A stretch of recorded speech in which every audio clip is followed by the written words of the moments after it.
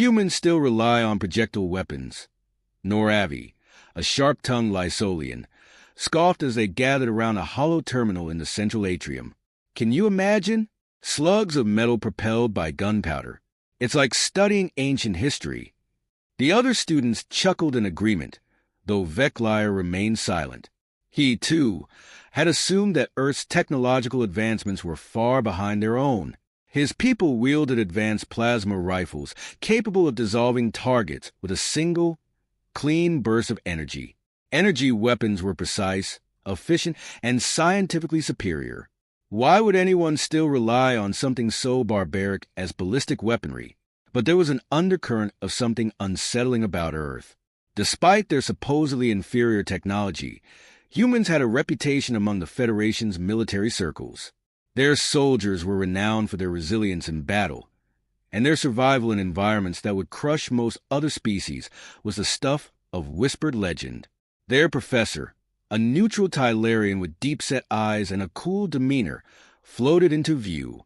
He activated the central holo display, filling the air with images of Earth's military forces. Tanks, planes, soldiers. Among them, the unmistakable glint of rifles and sidearms stood out. Earth, he began, has developed a unique approach to warfare, primitive in appearance, yet somehow effective. Your task is to study their weaponry in depth and compare it to our own. You'll be visiting Earth to witness firsthand their combat training. The students exchanged puzzled glances. Visit Earth?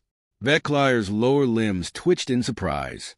He hadn't expected a hands-on experience, much less a field trip to a planet known for its aggressive history. Earth had barely scratched the surface of interstellar travel, and yet here they were, ready to study its weapons. Noravi raised a tentacle, her voice dripping with sarcasm. Are we to compare sticks and stones with plasma bursts? The professor's gaze sharpened. You may be surprised, Noravi. Humanity has something we often overlook in our technological superiority: adaptation. They have turned their limitations into strengths. There was a quiet buzz among the students. Veclair frowned. Adaptation? Strength and limitation? It seemed paradoxical. Could there really be something about humans they had all missed? The professor continued. Human weapons may seem archaic to you, but they reflect their history of constant conflict. Earth has never been a peaceful world. War, strife, and survival have shaped their technology into something efficient, more so than you may think. A twinge of curiosity stirred within Veclair. He wasn't the only one. Even Noravi had gone quiet, her earlier confidence now replaced by a thin line of concentration. The professor had planted a seed of doubt in their collective minds, and it was clear that their assumptions about Earth and humans were now under scrutiny. As the class session ended, the professor issued a final, cryptic statement. Prepare yourselves. What you'll find on Earth may not fit neatly into your expectations. Veclair floated away from the group, feeling a rare mixture of anticipation and unease. Earth had just become much more than an academic curiosity. There was something deeper at play, something that neither technology nor textbooks could explain. And soon, they would see it for themselves. The group of alien students arrived at the human military training facility. Veclair hovered just behind the others, his four limbs fidgeting as they entered the outdoor firing range. The metallic tang of gun oil mixed with the earthy scent of dirt and grass, a distinctly terrestrial smell. Rows of human soldiers stood in perfect formation, each gripping a sidearm, ready for the demonstration. Noravi wrinkled her tendrils in disdain. Primitive, she said, the word laced with derision. They still use individual weapons? In close combat. The rest of the group shared her sentiment. They had been raised on the understanding that energy-based weaponry was the pinnacle of combat efficiency, sleek, precise, and lethal at any range. Veclair, though silent, found his mind racing with the same doubts. How could these handheld metal contraptions, launching physical projectiles, compare to the pinpoint accuracy of energy beams? Their human guide, Captain Harris, approached the group with a grin. He was a tall man with broad shoulders, his eyes gleaming with a mix of pride and curiosity at the alien visitors. "You're in for a treat," he said, his voice steady calm.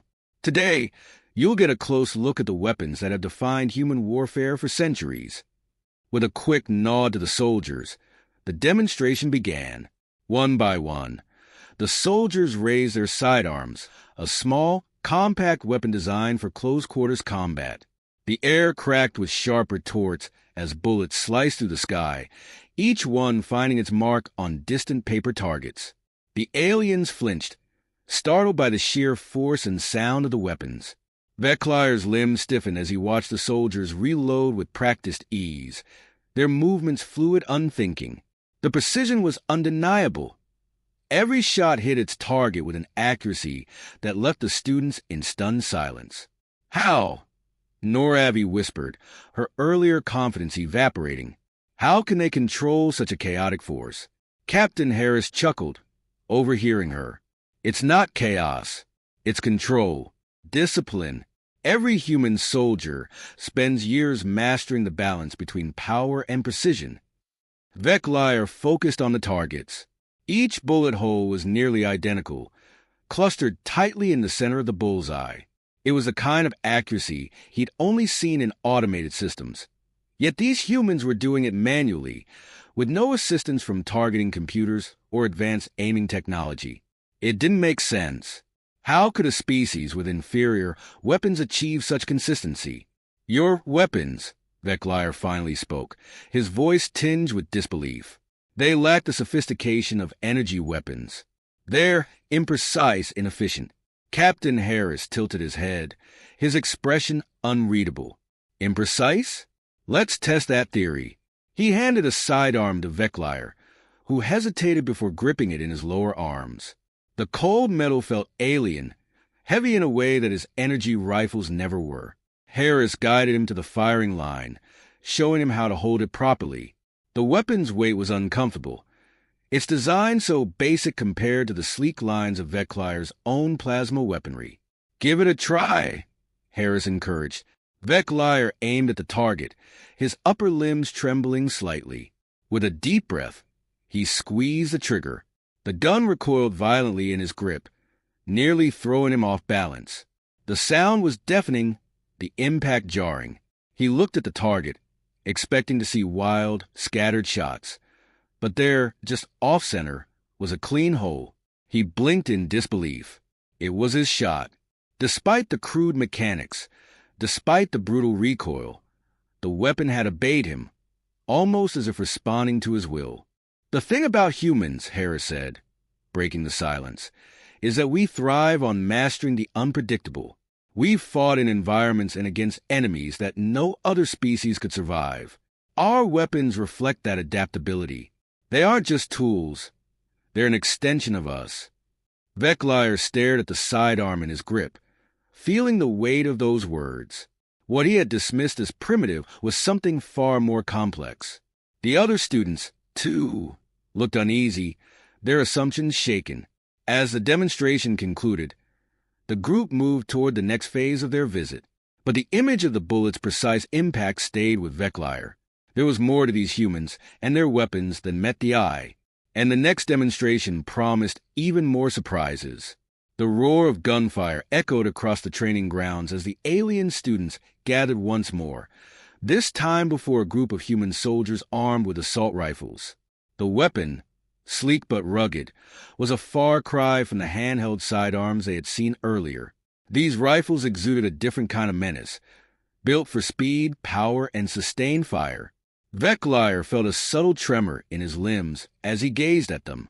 The sidearm demonstration had already shaken his assumptions. Now, these larger weapons seemed poised to challenge him further. Captain Harris stood at the head of the group, his demeanor serious but charged with anticipation. "This," he said, patting the stock of his rifle, "is what you'd call a human staple, the assault rifle. It's adaptable, reliable, and deadly in any hands."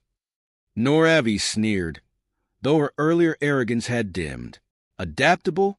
I fail to see how such a primitive weapon could handle the dynamic complexity of a battlefield. Surely, they lack the precision of our energy rifles." Harris merely smiled and turned to the soldiers lined up on the range. "Let's show them."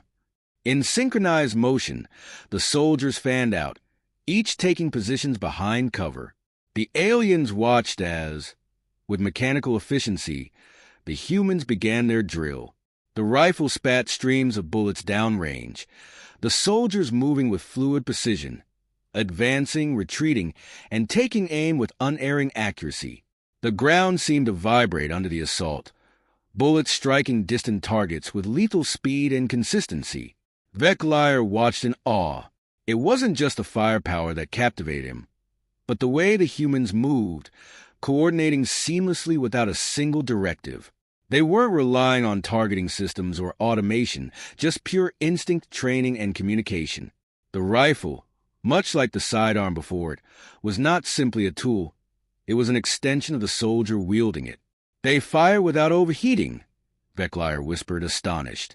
"And they reload so quickly." Noravi, now subdued, nodded in reluctant agreement. "Their energy-to-impact ratio is efficient." Harris, overhearing, stepped forward. "That's the beauty of it. Our assault rifles are designed to function in any condition.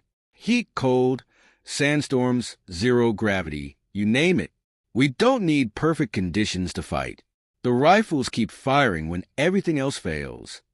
One of the soldiers paused to reload, and Veclair noticed how smooth the process was, efficient and fast. He couldn't help but compare it to his own weapons, which require recalibration after each energy burst to avoid overheating. The human weapons, for all their lack of sophistication, had a relentless reliability that his people had never needed to consider. Captain Harris continued, sensing the shift in the students' attitudes. "Humanity has never had the luxury of stability. Our planet, our history, has been one of constant change, wars, disasters, hostile environments. Our weapons are built to keep up. We don't need to rely on auto-targeting systems or environmental controls. In fact, we're at our best when things are unpredictable." There was a grim truth to his words. Veclair had studied the history of human warfare, conflicts fought on Earth's rugged terrain, in conditions no other species would willingly endure. They had adapted not just their technology, but their entire approach to combat, using the chaos to their advantage. It was a philosophy utterly foreign to Veclair's species, who prized precision and control above all else. One of the soldiers switched from rapid fire to single-shot mode, hitting targets with the same deadly precision as before. Veclair's limbs tightened as he watched the bullets strike with surgical accuracy. "How do they maintain such precision at variable ranges?" he asked, his voice laced with genuine curiosity. Harris smiled, clearly proud. "That's the thing about humans. We train for every scenario, every environment. Our rifles are just as versatile as we are. In battle, we don't rely on our weapons alone. We rely on the synergy between human and machine." For the first time, Veclair understood. The power of human weapons wasn't in the technology itself. It was in the way they used it. Every piece of gear was designed with adaptability in mind, allowing them to shift tactics on the fly, without hesitation. It wasn't about perfection. It was about endurance, flexibility, and mastery over the unknown. As the demonstration drew to a close, the students exchanged glances, their earlier disdain now replaced by a quiet respect. Veclair couldn't deny it. Humanity's weapons, once dismissed as primitive, were far more formidable than they had ever imagined. And there was still more to see. The sniper rifles awaited, and Veclair could only imagine what further revelations they would bring. The previous thunderous roar of assault rifles had been replaced by a tense, anticipatory silence. Veclair and the other alien students stood at the edge of the field, eyes fixed on a lone human soldier prone on the ground, his form still and focused. In his hands rested a long, sleek weapon, far more refined than the brutish assault rifles they had just witnessed. This was a sniper rifle, designed for precision, stealth, and lethality at unimaginable distances. Captain Harris gestured toward the sniper. "This is where human ingenuity truly shines," he said, his voice low, as if unwilling to disturb the concentration of the soldier. "What You're about to see is what separates humans from many other species. The sniper rifle isn't just about long-range firepower. It's about patience, calculation, and above all, trust in one's own skill. Veclier's eyes narrowed as he studied the sniper. The weapon seemed almost archaic compared to the precision-based plasma rifles he was accustomed to, tools that relied on targeting systems to track and eliminate targets across vast distances. Yet here, the human sniper used nothing but his eyes, scope, and a rifle that shot nothing more advanced than a supersonic bullet. Can this weapon truly match our energy rifles at this range? Veclier asked, doubt creeping into his voice despite what he had seen earlier. Captain Harris grinned. Let's find out. The human sniper exhaled slowly, his finger brushing against the trigger. The students leaned in, trying to comprehend the enormity of the shot he was about to take. The target, an unmanned drone, hovered several kilometers away, barely a speck against the horizon, without any advanced targeting systems. The sniper had only his training and the weapon's finely tuned mechanics to guide him. Then, with a single, almost imperceptible motion, the sniper squeezed the trigger. The sound was barely a whisper compared to the earlier assault rifle fire, a low crack that seemed to blend with the wind. For a moment, nothing happened. The silence stretched, and Veclier's heart thudded in his chest. Had the shot missed? A second later, the drone exploded in the distance, disintegrating into fiery debris. The shockwave of realization rippled through the group, and Veclier's limbs froze in astonishment. The shot had traveled the impossible distance and struck its mark with pinpoint accuracy. No computers, no auto-tracking systems, just human skill. Naravi's voice trembled as she spoke. How can they, with just their eyes? Captain Harris crossed his arms, a proud gleam in his eyes. Human snipers are trained to calculate wind speed, curvature of the Earth, even the Coriolis effect. It's all about understanding physics, gravity, momentum, air resistance. We don't need AI to guide our weapons. Our best weapon is up here. He tapped his temple. Veclier stood, stunned. The precision of the shot was on par with, if not superior to, anything his species' advanced weaponry could accomplish. But it wasn't just a shot that shook him. It was the knowledge that the sniper, with nothing more than a rifle and raw instinct, had mastered the art of long-range combat in a way no machine could replicate. It was human skill, honed over years, that made the difference. As the students murmured among themselves, Captain Harris turned to them. You see, our weapons aren't just tools. They reflect who we are. We don't rely on them to do the work for us. Instead, we adapt to whatever the battlefield throws at us. That's what makes us dangerous. Noravi remained silent, her earlier arrogance completely eroded.